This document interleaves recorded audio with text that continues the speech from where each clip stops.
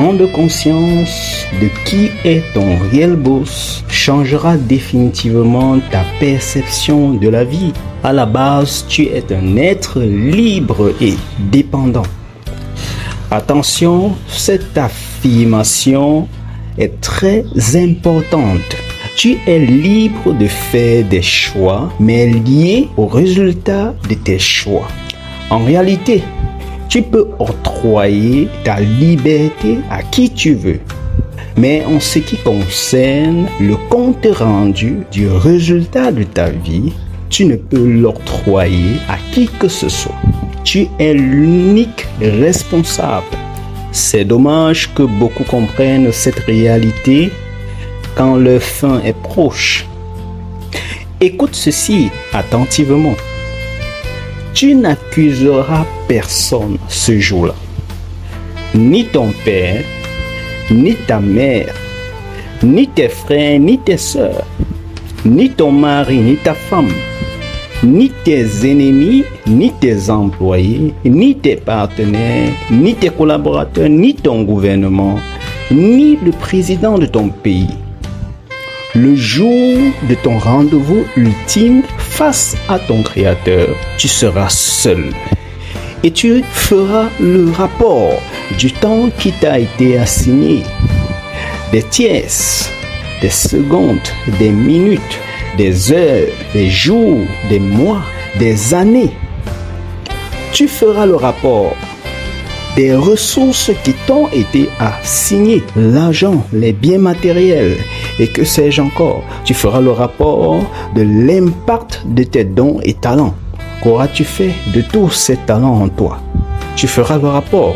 Tu feras le rapport aussi du but pour lequel tu as été envoyé sur cette terre, la mission de ton existence. Où en seras-tu? Tu feras le rapport de la nature de l'impact de ton vécu sur cette terre, tes résolutions, tes actions, tes réactions et que sais-je encore. Écoute, lorsque tu payes un ordinateur de marque HP en boutique, ce n'est pas toi le propriétaire de cet appareil. Tant que l'effigie de l'entreprise HP est marquée sur cet appareil, elle n'est pas ta propriété, tu es juste le locataire à vie. De la même manière, peu importe pour qui tu travailles ou à qui tu rends service, tu restes la propriété de Dieu, car son souffle et son empreinte sont en toi. C'est pourquoi tu dois incarner qui est ton réel patron, si tu veux pleinement accomplir tes jours. Pourquoi je te parle de ce concept aujourd'hui? En réalité, le plus important en ce qui te concerne pour ta vie, c'est d'accomplir ta mission et de préparer ton rapport pour ton propriétaire. Dès l'instant que tu comprendras cette réalité, tu ne te plaindras plus de personne. Tu travailleras en permanence pour ton apport dans la vie des autres et non sur tes besoins et tes réclamations. Tu offriras tes dons au maximum de personnes possible, car tu comprendras que c'est pour ça que tu existes. Tu seras ta propre police, car tu comprendras que chacune de tes actions ont une portée éternelle. Tu valoriseras chaque instant de ton existence, tel que devant rendre compte à ton Créateur.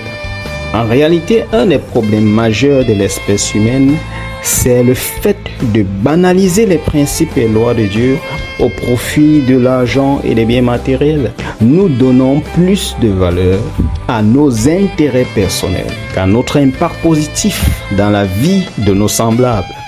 Écoute, les domaines relatifs à l'existence humaine ont plus de valeur devant Dieu que l'argent, les biens et les trésors. C'est pourquoi le bilan de ta vie sera principalement relatif à tes obligations humanitaires et non tes trésors amassés. À la suite de tout ceci, nous pouvons en déduire que désirer parfois certaines choses et même des statuts, sans évaluer les responsabilités qui y sont rattachées, nous expose à un très grand risque d'échec. Écoute ceci, il est plus bénéfique pour toi d'être avisé des responsabilités cachées derrière chaque atout de ta vie afin de maximiser ta réussite.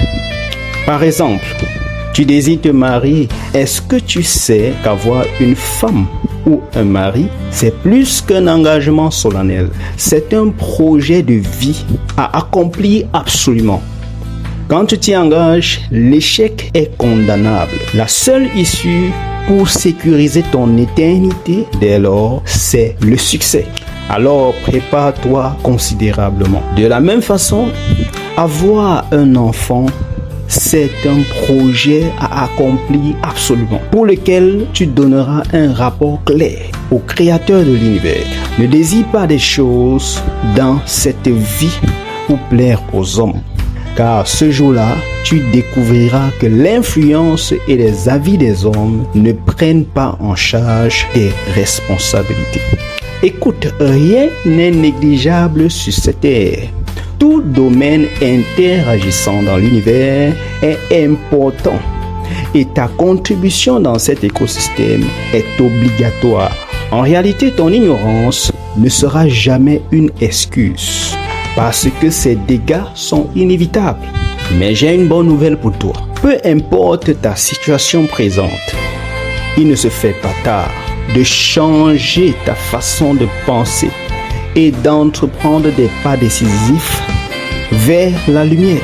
En réalité, il existe un chemin par lequel tu peux être repositionné sur le chemin du succès. Ce chemin, c'est Jésus-Christ de Nazareth. Fais de lui ton seul Seigneur et Sauveur maintenant. Après une repentance sincère de tes péchés et un changement radical de tes anciennes voies, ceci est appelé la nouvelle naissance. La nouvelle naissance n'est pas un concept religieux. Non, c'est une transition spirituelle. Il n'y a pas de transition spirituelle sans authenticité. Tu dois donc être sincère dans ce choix, prenant conscience du fait qu'il ne s'agit pas ici d'une opportunité de gain, mais d'une renaissance profonde de ton âme. Écoute, fais de Jésus-Christ ton seul Seigneur. C'est un engagement solennel de suivre ses pas de façon radicale pour devenir semblable à lui, en vivant désormais selon la culture du royaume des cieux. Cette culture a pour but de sécuriser ton parcours vers l'accomplissement de ta destinée avec perfection. Et pour suivre ses pas, tu dois connaître sa volonté. Et pour connaître sa volonté, tu dois connaître ses enseignements à travers les saintes écritures, la Bible, et les préserver dans ton cœur. Ensuite, désire le Saint-Esprit de Dieu. Sa mission principale, c'est de t'aider à dominer l'influence de toute culture humaine imparfaite au profit de la culture du royaume des cieux et de révéler les mystères de ce royaume pour ta restauration complète à l'image et à la ressemblance de Dieu. N'oublie jamais ceci, ton réel boss, c'est le Créateur de l'univers. C'est pourquoi fais toutes choses comme devant lui rendre compte, car ton succès est une nécessité pour les générations à venir.